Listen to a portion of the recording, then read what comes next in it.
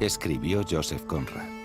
Un barco en una dársena, rodeado de muelles y de los muros de los almacenes, tiene el aspecto de un preso meditando sobre la libertad, con la tristeza propia de un espíritu libre en reclusión.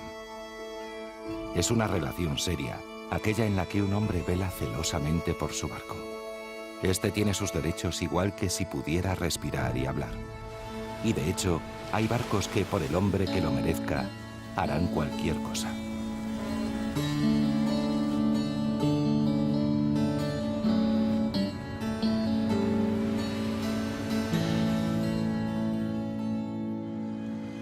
Estos operarios se dirigen hacia una gigantesca grúa. Es una de las más grandes del mundo. Pesa más de 1.600 toneladas y puede cargar hasta 100. Subimos con ellos hasta los 41 metros de altura del gigante metálico. Desde esta formidable atalaya, el paisaje portuario se altera. Vemos abajo un gran rompecabezas de cajas multicolores. A lo lejos, cómo se descarga carbón. Y más allá, los gigantescos depósitos para los graneles sólidos y líquidos.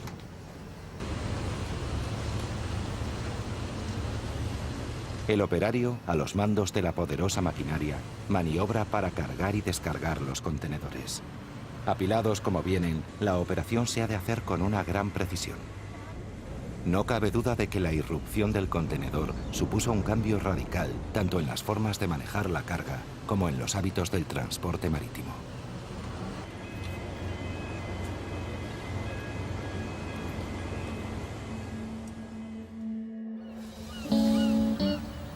Parte del gas natural para la calefacción habrá llegado en las bodegas de gigantescos buques gaseros. El café, el azúcar o una gran diversidad de frutas cruzaron la mar. En su armario tendrá prendas de China. El papel del periódico también viene en barco, como el petróleo para la gasolina de su coche e infinidad de productos más. Para que todo esto llegue a sus manos, han intervenido armadores, estibadores, agentes de aduana, transportistas, es decir, la comunidad portuaria y toda su logística. Por tanto, los puertos facilitan toda la infraestructura necesaria para el transporte marítimo, básico en el comercio mundial. En España, la actividad portuaria supone un 20% del Producto Interior Bruto del sector del transporte.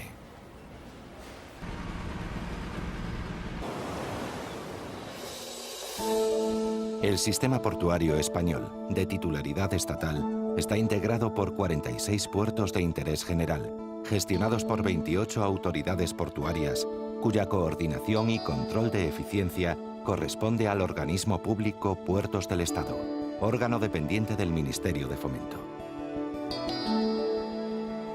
La legislación portuaria ha dotado al sistema español de los instrumentos necesarios para mejorar su posición competitiva en un mercado abierto y globalizado. Gracias a sus 8.000 kilómetros de costa, la de mayor longitud de la Unión Europea, y a su situación geográfica privilegiada, España se consolida como área estratégica en el transporte marítimo internacional y plataforma logística del sur de Europa. España es un país eminentemente marítimo. Su vocación es tal que el 85% de las importaciones que efectúa nuestro Estado vienen por los puertos y más del 60% de las exportaciones se movilizan a través del sistema portuario español.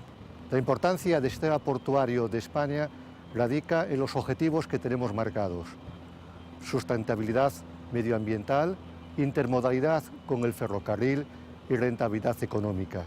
Nuestros puertos son rentables y lo que buscan es la interoperatividad, buscar que el ferrocarril sea el pulmón de nuestros puertos, es decir, conexión directa puertos-ferrocarril para llegar a los mercados de producción y de consumo.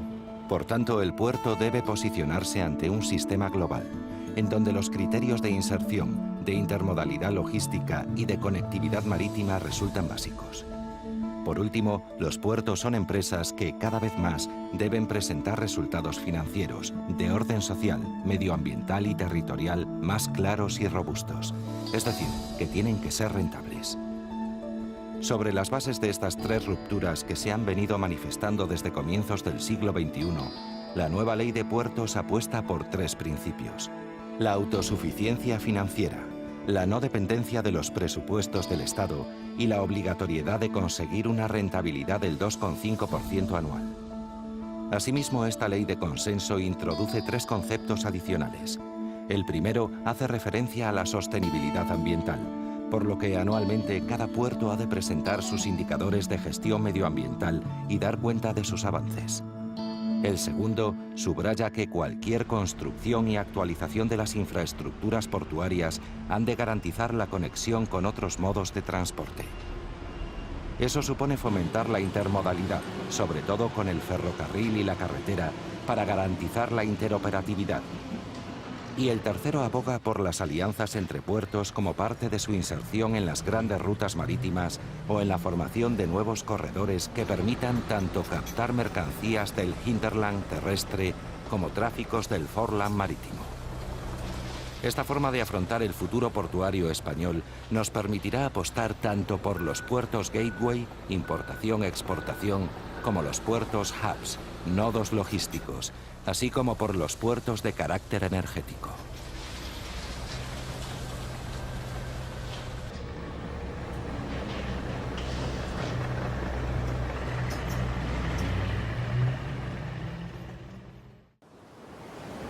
Más de 130.000 buques mercantes recalan cada año en los puertos de titularidad estatal. La zona atlántica gallega y el estrecho de Gibraltar son 2 de los puntos con mayores intensidades de tráfico marítimo del planeta.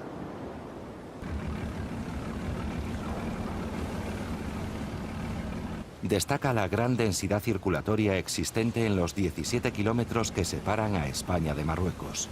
Solo por esta zona navegan anualmente 100.000 buques.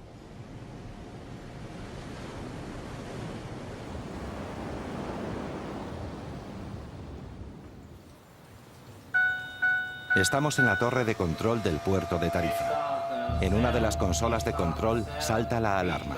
El operador comprueba el monitor. Vemos las trazas y los símbolos que representan las rutas y los barcos del tráfico marítimo del estrecho. El controlador comunica al capitán del barco que está cometiendo un error de trayectoria y le ayuda a corregir el rumbo.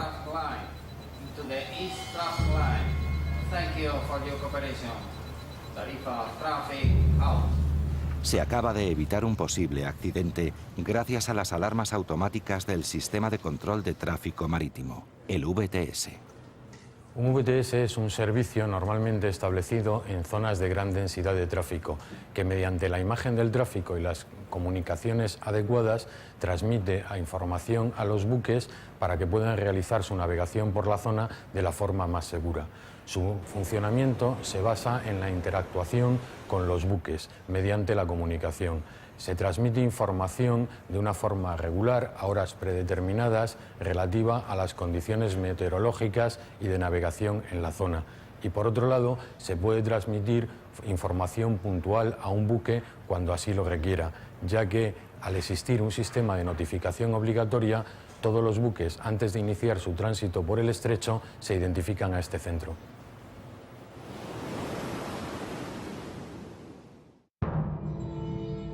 Una de las peores tragedias ocurridas en la mar resaltó la importancia de la seguridad y las telecomunicaciones marítimas. Ocurrió en 1912, cuando el Titanic colisionó con un iceberg y más de 1.500 personas perdieron la vida. Este hecho provocó la creación de la Organización Marítima Internacional, dependiente de Naciones Unidas. Sus acuerdos obligaron a los estados a tomar las medidas necesarias para hacer más segura la navegación por sus costas. En España, Puertos del Estado dispone de la red AIS. El AIS, Sistema de Identificación Automático, es un sistema que permite conocer de forma precisa información sobre el tráfico marítimo y está basado en información transmitida por los propios buques. La información que comprende el sistema se puede dividir en 3 tipos. El primero de ellos consiste en información o datos acerca de la identificación del buque, del tipo de buque, de su tamaño. El segundo tipo estaría constituido por información dinámica, basada en datos sobre la posición del buque y su estado de movimiento. Y por último, tendríamos un tercer grupo basado en datos acerca del viaje del buque.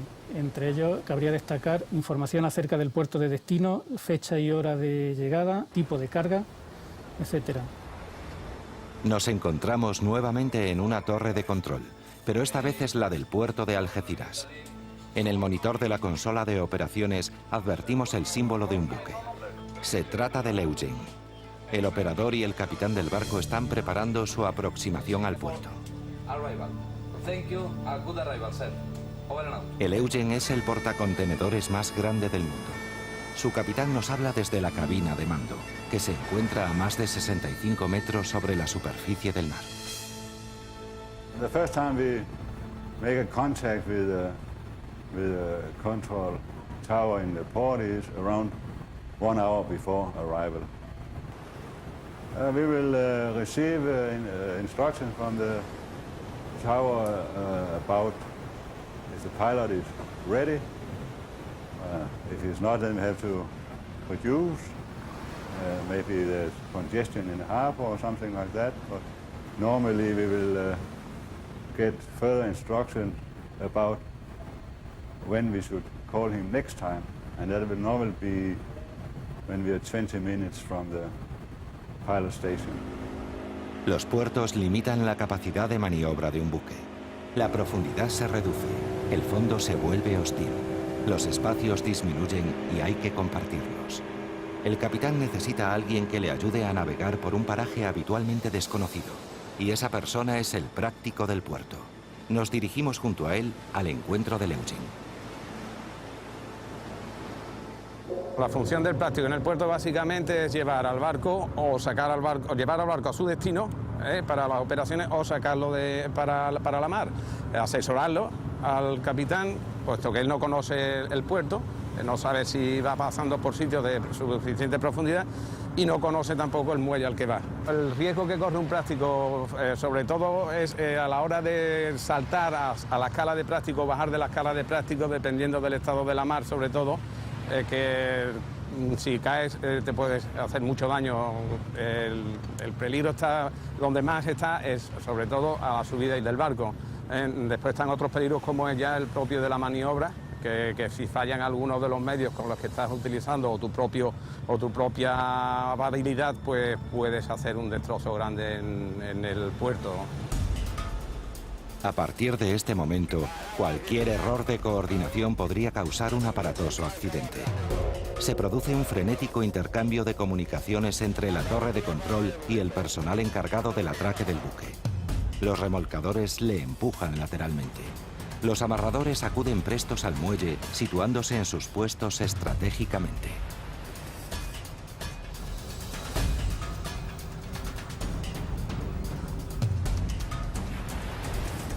Las cuestiones más importantes a la hora de amarrar y desamarrar un barco es hacerlo con personal cualificado y adoptar unas medidas de seguridad pertinentes.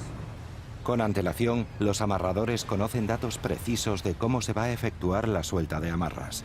No hay margen para la improvisación.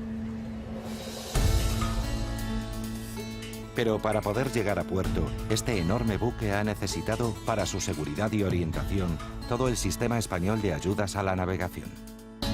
En primer lugar, la red española DGPS, formada por 19 estaciones transmisoras de correcciones diferenciales. La conocida red GPS, que utilizamos desde nuestros coches, no tiene suficiente exactitud para determinadas aplicaciones, por lo que se han desarrollado los sistemas diferenciales DGPS. El usuario recibe las correcciones del GPS por radio desde las estaciones de referencia, obteniendo así una posición precisa.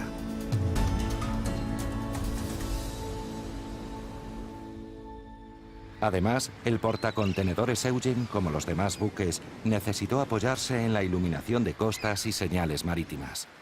Este servicio es ofrecido por Puertos del Estado bajo dependencia y supervisión del Ministerio de Fomento.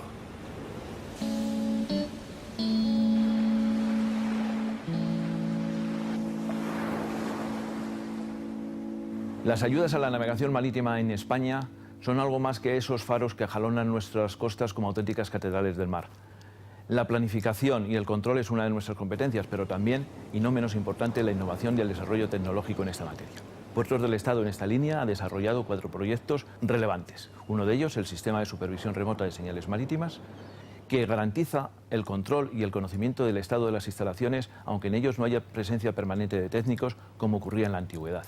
La red de GPS para la navegación marítima aporta señal de correcciones diferenciales, proporcionando al navegante una señal de posición mucho más precisa, además de estar dotada de integridad, lo que garantiza su usabilidad para otras aplicaciones.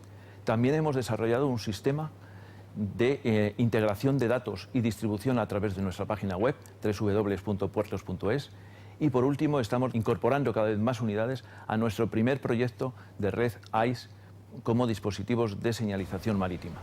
Parecería que con las nuevas tecnologías y los avances en el mundo de la comunicación, los faros serían reliquias del pasado. No ha sido así. Los faros, los viejos centinelas de la mar, siguen siendo útiles.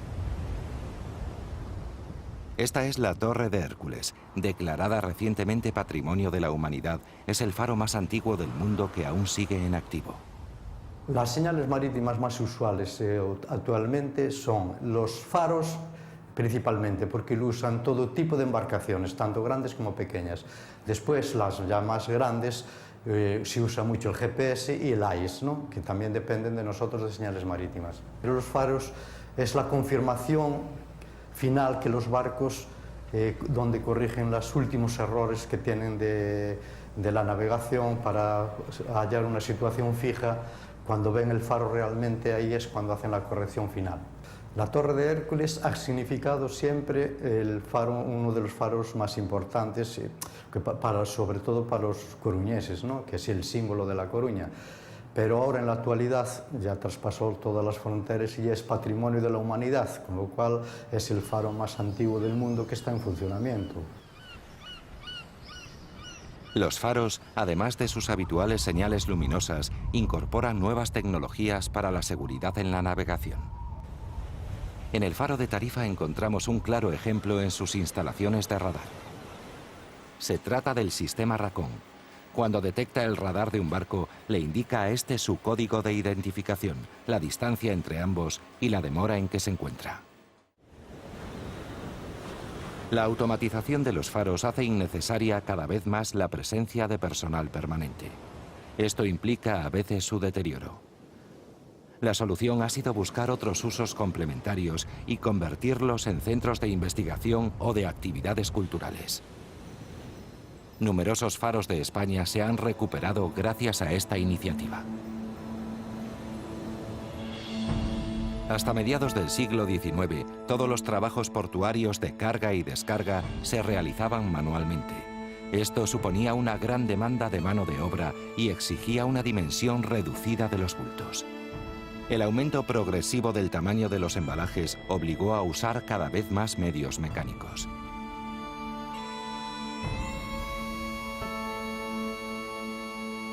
A principios del siglo XX, las grúas comienzan a frecuentar los muelles.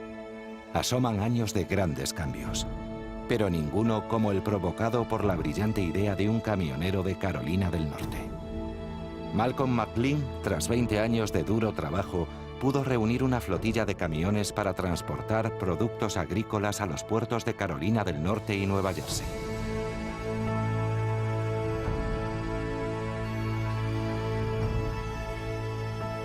Mientras esperaba a descargar sus camiones y viendo el esforzado trabajo de los estibadores descargando los fardos para luego izarlos y cargarlos en las bodegas de los buques, pensó que lo más rápido sería coger la caja del camión y subirla a cubierta. No le cabía ninguna duda de que esto ahorraría costes y tiempo en el transporte de mercancías. Así, de un plumazo, McLean no solo cambió la forma de transportar la carga.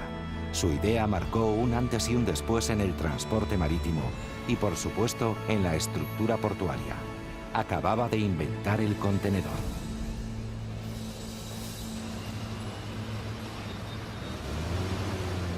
En pocos años, los $6 que costaba transportar una tonelada se convirtieron en 16 centavos.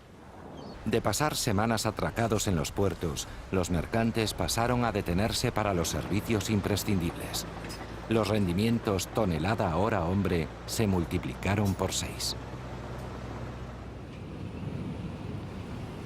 Los buques fueron creciendo, cambiaron los procedimientos de contratación, surgieron nuevos términos como entrega puerta a puerta, intermodalismo, actividades logísticas. Fue un tremendo cambio que afectó a todo el mundo, que agilizó los tiempos de tránsito, redujo los costos y las distancias. Y todo gracias a la caja mágica de McLean. Las enormes grúas se mueven solas. Son colosos de metal danzando en un descomunal ballet. Es la nueva terminal automatizada de contenedores de Algeciras. Una terminal automatizada supone la integración entre la componente humana de la estiba y la introducción de aplicaciones tecnológicas para lograr la mayor productividad y la trazabilidad de todos los movimientos de los contenedores en la terminal. La aparición del contenedor abrió la puerta a las posibilidades de estandarización de los procesos de manipulación de carga y consigo la optimización de los tiempos de operación de los buques portacontenedores. El tráfico marítimo se ha venido realizando hasta hace bien poco tiempo de puerto a puerto. Las mercancías se embarcaban en el puerto de origen y se descargaban en el puerto de destino. La capacidad para atraer el negocio de mercancías y pasajeros dependía básicamente de la situación geográfica, económica y el volumen de consumo de la zona de influencia de un puerto.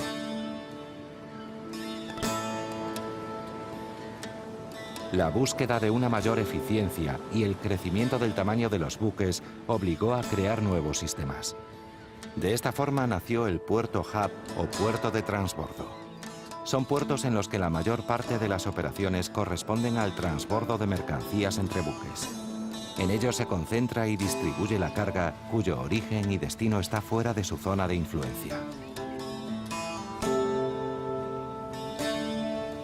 Los grandes buques portacontenedores como el Eugen realizan a lo largo de su itinerario escalas en estos puertos de transbordo para descargar su mercancía. Más adelante y en un breve espacio de tiempo, esta se distribuye en otros buques de menor capacidad denominados feeder, encargados de llevar la carga a su destino final.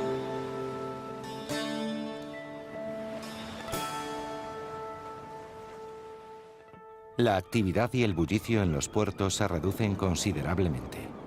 Anochece y el rumor de la mar y las gaviotas se adueñan por un momento del ambiente.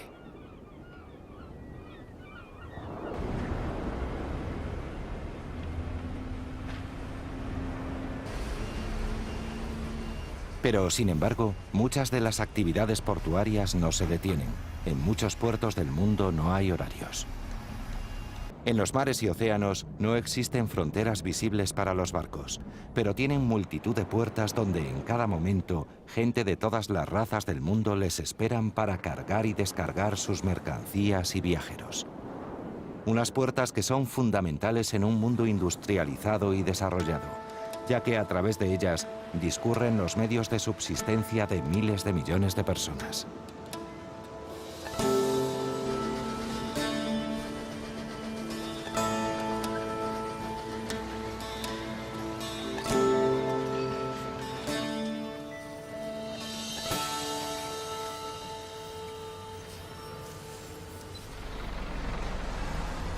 Para ver su importancia, solo basta dar unas cifras. En Europa trabajan de forma directa en servicios y operaciones portuarias más de 350.000 personas y proporciona de forma indirecta más de 2.500.000 empleos. En los puertos europeos hacen escala anualmente 2 millones de buques que desplazan 3.500 millones de toneladas de mercancías y transportan a 350 millones de pasajeros.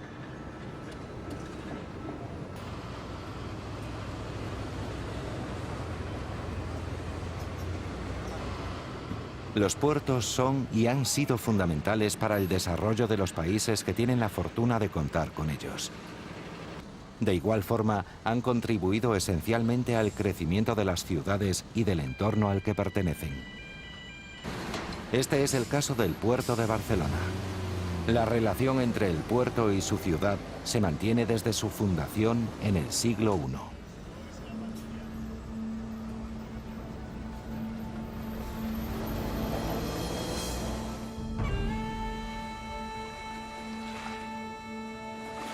Las luces de las farolas dejan paso a los primeros rayos del sol. En la lonja empieza el trasiego del pescado. Los trabajadores de las distintas áreas y servicios entran a sus puestos de trabajo.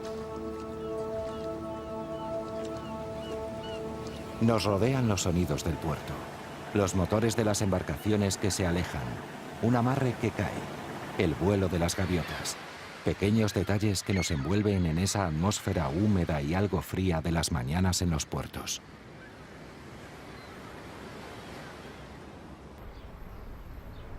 Nos encontramos nuevamente dentro de la torre de control del puerto de Algeciras. El operador está en comunicación con el capitán de una nave.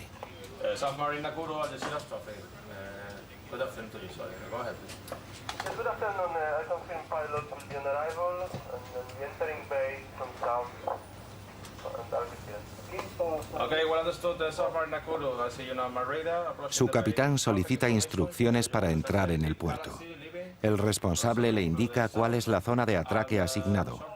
A continuación procede a preparar toda la logística necesaria para realizar la maniobra. Cuando un barco llega a puerto tiene dos opciones, atracar o fondear. En cualquier caso, corresponde a la autoridad portuaria asignarle el lugar correspondiente.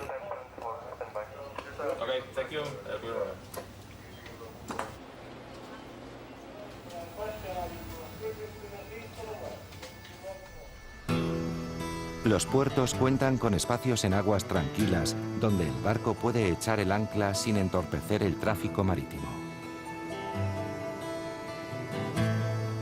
Estando fondeados pueden beneficiarse de los servicios del puerto y proveerse de suministros. En los muelles de atraque, los buques reciben las prestaciones más eficaces.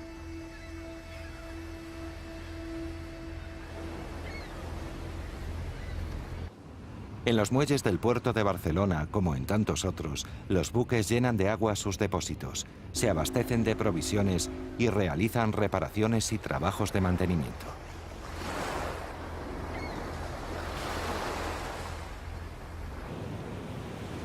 Tanto los servicios a los buques como a las mercancías están a cargo de empresas concesionarias o autorizadas por la autoridad portuaria. Uno de los servicios más demandados en los puertos es el bunkering.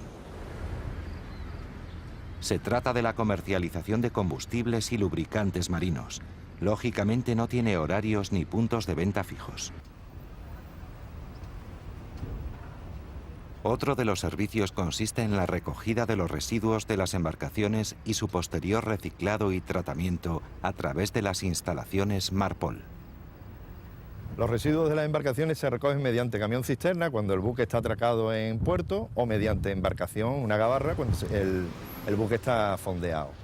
Los residuos se tratan en las instalaciones mediante un proceso físico-químico. En este proceso salen tres fases, una que es lodo, otra agua libre y otra el hidrocarburo recuperado. El lodo se gestiona en gestores autorizados, el agua se trata en las instalaciones y se vierte a colector común, y el fuelóleo se recupera y se valoriza como un fuelóleo comercial.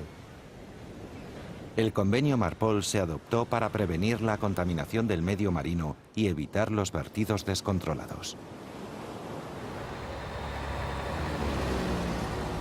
También existen controles de seguridad. Este camión lleva su contenedor al control del puesto de inspección fronteriza de Bilbao. A raíz de los trágicos sucesos del 11 de septiembre de 2001 en Estados Unidos, la comunidad marítima internacional tuvo que añadir a los tradicionales protocolos de la seguridad y la inspección aduanera un factor de riesgo extraordinariamente grave: el terrorismo. A través de este escáner gigante, los inspectores pueden examinar el contenedor sin tener que acceder a su interior.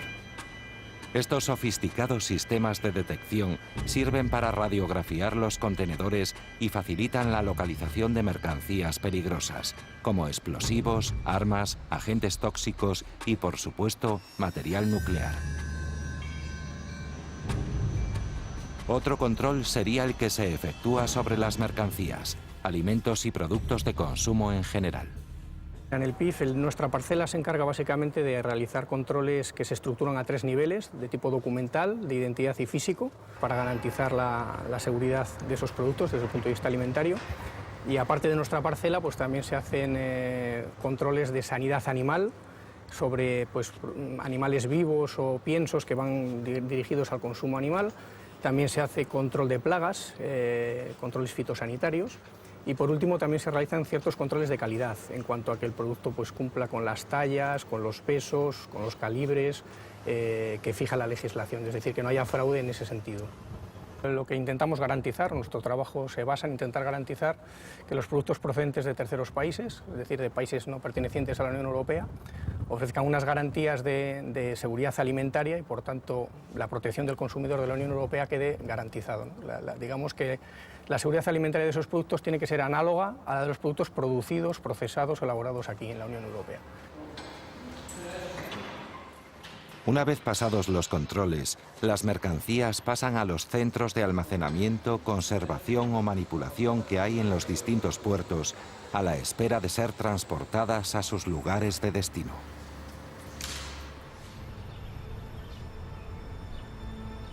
La cadena logística ni comienza ni termina en los puertos, pero sin duda son unos eslabones fundamentales.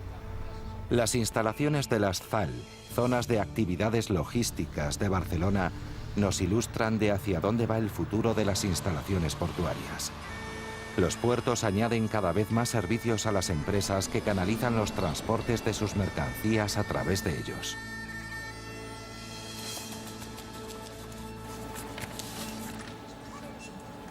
Estos espacios están acondicionados para que las empresas desarrollen un sinfín de tareas como el almacenaje, embalaje y etiquetado, ensamblado final, preparación de envíos, distribución, diferentes procesos que aportan un importante valor añadido al puerto al que pertenecen.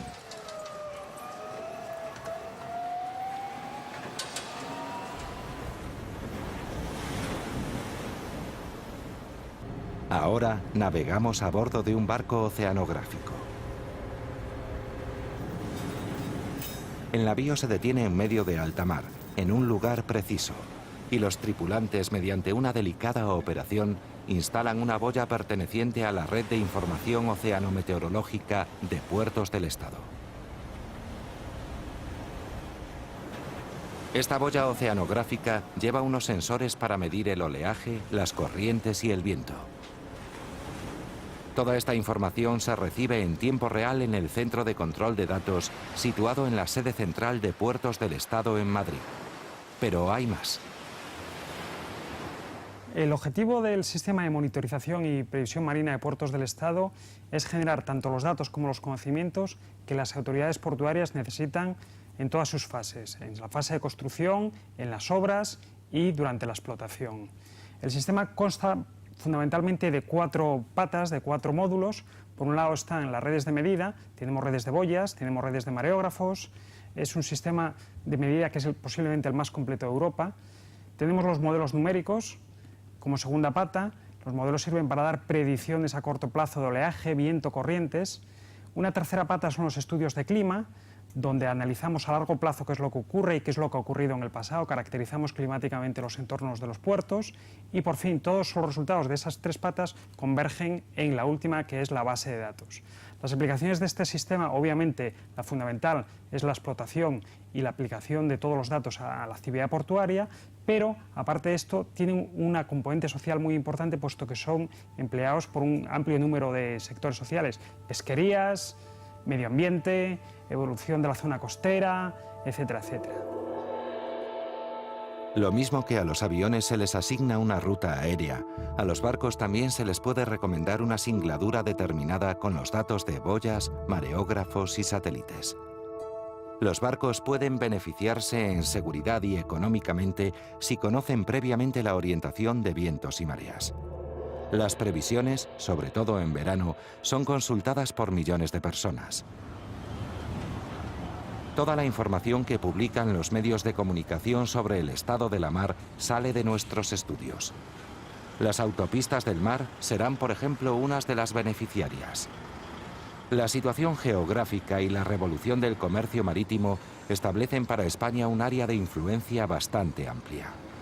Ubicada en la confluencia de las principales rutas de comercio marítimo, este-oeste, pasando por el Canal de Suez y el Estrecho de Gibraltar, que conectan Asia con Europa y América, y norte-sur, que conecta las rutas que desde el norte de Europa se dirigen hacia el continente africano.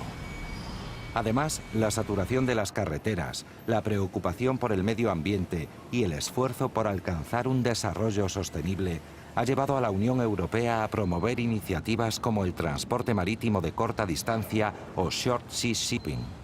Se llama así al transporte de mercancías y pasajeros entre puertos europeos, o entre estos y puertos no europeos de países ribereños del mar Mediterráneo, Negro y Báltico, y de Noruega e Islandia. O las primeras iniciativas puestas en marcha, conocidas como autopistas del mar Atlántico, que recibirán ayudas de los estados español y francés en una primera fase de lanzamiento, y que, al igual que el transporte de corta distancia, contribuirá a descongestionar las carreteras europeas.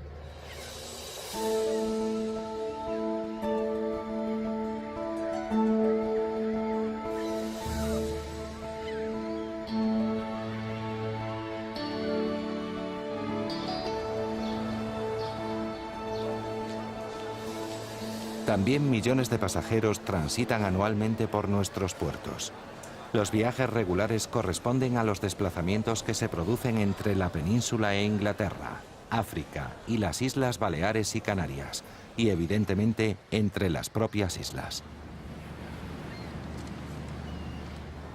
Para cortas distancias se utilizan los conocidos ferries. Pero hay otro tipo de desplazamientos por mar que desde hace ya tiempo están en auge.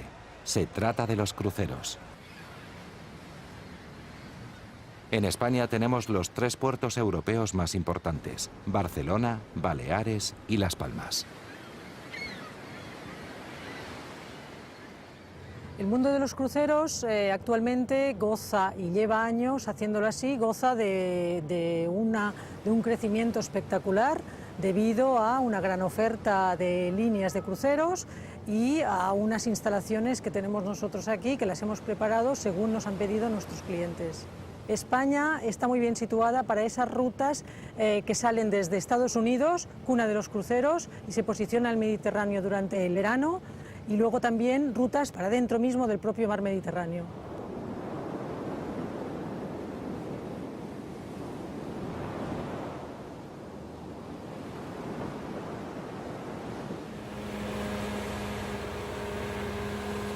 Conocemos la importancia de los puertos en el comercio internacional y en la economía de los estados. También hemos visto cómo la invención del contenedor transformó sus estructuras y diseños. Pero, ¿cómo funciona un puerto? Los puertos son zonas de conexión entre el transporte marítimo y los demás medios de transporte. Son áreas comerciales e industriales donde las mercancías no solo están en tránsito, sino que también son manipuladas, manufacturadas y distribuidas. Un puerto eficiente requiere no solo de infraestructuras y equipamiento adecuado, sino también buenas comunicaciones y especialmente un equipo de gestión dedicado y cualificado con mano de obra motivada y entrenada.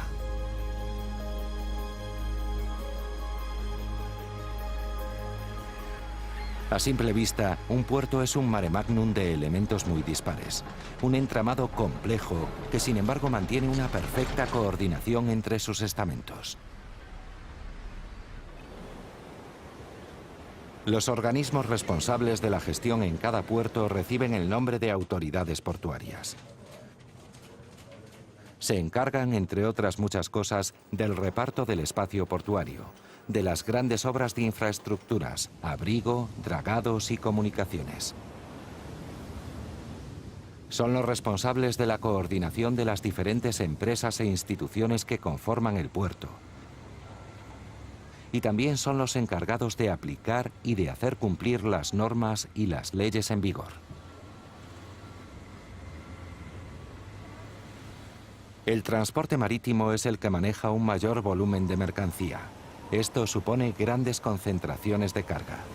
Al integrarse en las cadenas de producción, transporte y distribución, crean un entorno productivo y logístico de gran magnitud.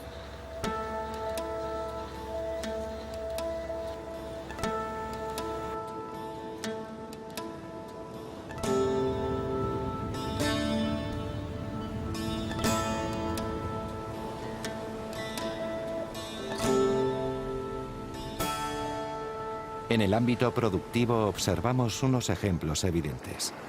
En muchos puertos, gracias a la facilidad de acceso que estos tienen a las materias primas, se han ido ubicando industrias básicas y estratégicas, como plantas regasificadoras.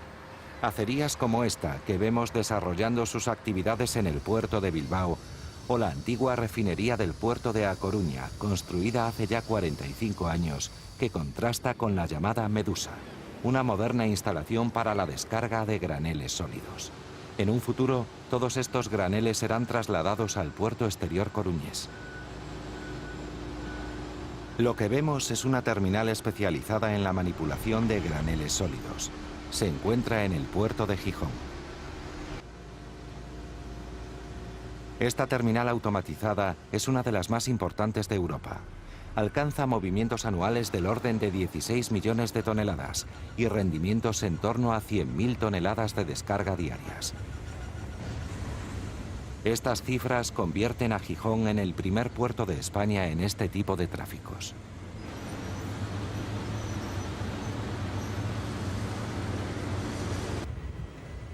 Esta terminal es capaz de acoger buques de 18 metros de calado y sus 920 metros de línea de atraque máximo le permiten el atraque simultáneo de 2 grandes buques con una capacidad total de más de 500.000 toneladas de granel.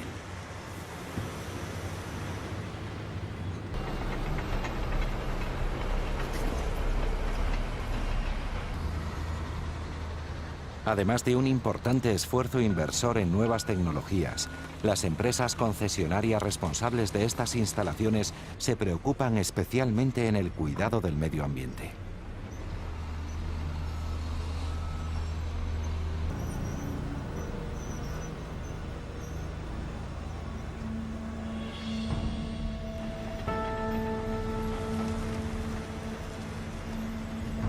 La figura del concesionario está muy arraigada en el modelo portuario español.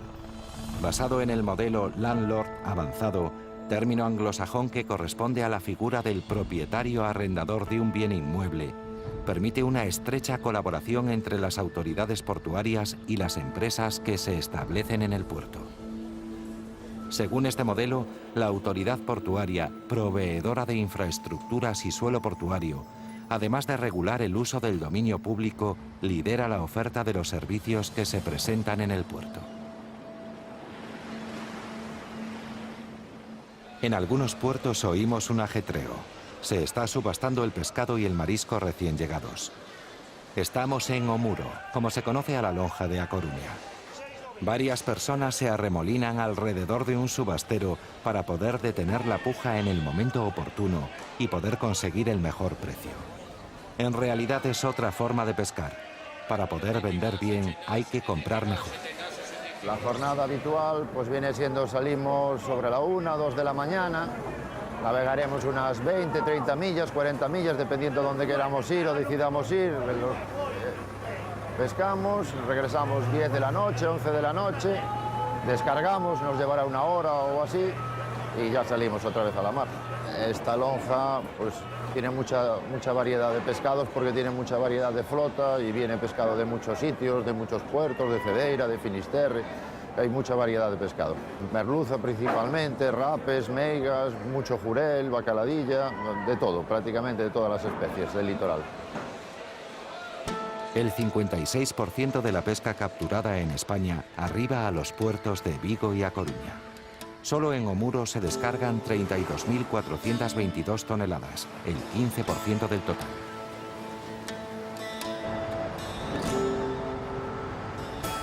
En el exterior, en los muelles, mientras sigue la actividad de carga y descarga. Cada vez más, España se afirma como plataforma logística del sur de Europa por la inmejorable situación geoestratégica de sus puertos respecto a las principales rutas marítimas interoceánicas.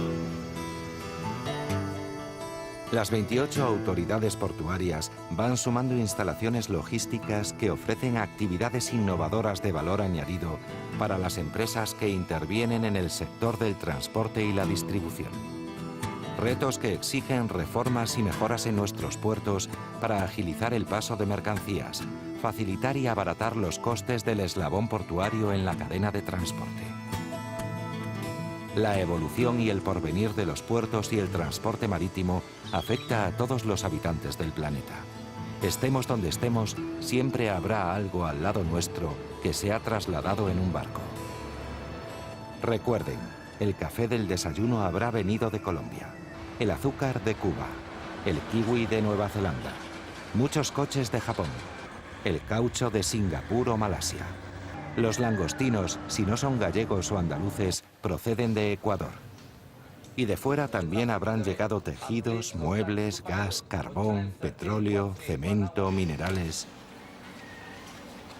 También gracias a los puertos mejoramos nuestras exportaciones. Buena parte de lo que viste y necesita ha viajado por la mar. Y todo esto entra y sale por los puertos. ¿Por qué entonces los puertos son unos grandes desconocidos? En los mares y océanos no existen fronteras, pero tienen multitud de puertas donde los barcos que surcan sus aguas cruzan para cargar y descargar sus mercancías y viajeros. Unas puertas que son fundamentales en un mundo industrializado y desarrollado, ya que a través de ellas discurren los medios de subsistencia de miles de millones de personas. Hay que saber que son motores del desarrollo económico, y hay que sentir la mar como Conrad. Un barco no es un esclavo. No hay que forzarlo en una mar gruesa. No hay que olvidar nunca que uno le debe la mayor parte de sus ideas, de su habilidad, de su amor propio. Si uno recuerda esa obligación naturalmente y sin esfuerzo, como si fuera un esfuerzo instintivo de su propia vida interior, el barco navegará, aguantará, correrá por uno mientras pueda. O como un ave marina cuando va a reposar sobre las enfurecidas olas, capeará el temporal más fuerte que jamás le haya hecho a uno dudar de si viviría lo bastante para volver a ver el sol. Y al entrar o salir de un puerto, ese barco se encontrará siempre con las puertas de la mar.